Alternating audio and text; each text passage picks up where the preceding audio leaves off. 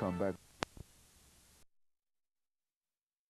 Dr. LMadu, and the topic is Iran, from revolution to nuclear ambition.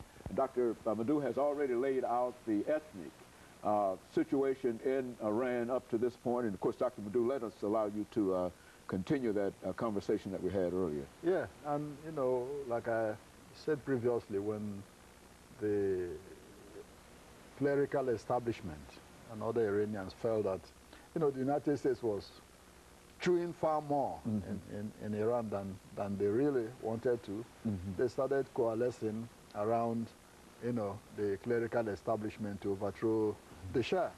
And of course, one of those, the Shah's strongest opponents was Ayatollah Khomeini, you know, who was expelled from Iran, and he went to live in Najaf, Iraq, under Saddam Hussein.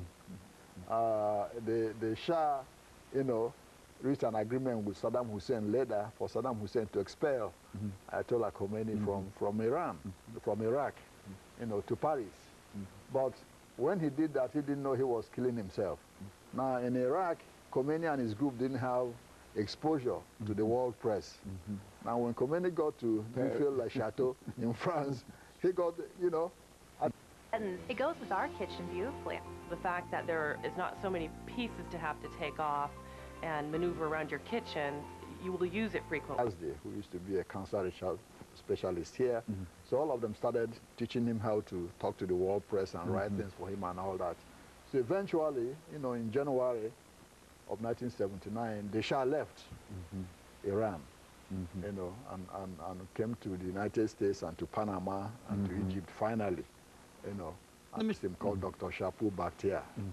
Bakhtiar is from, you know, an ethnic group called the Bakhtiaris. That's how he got his name, Bakhtiar.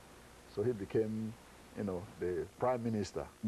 But then in February of '79, he was forced to flee, you know, for dear life to Paris.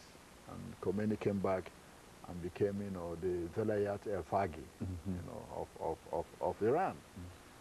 Then a revolutionary government was established, and you had an Islamic Revolutionary Council, you know, that was ruling the country.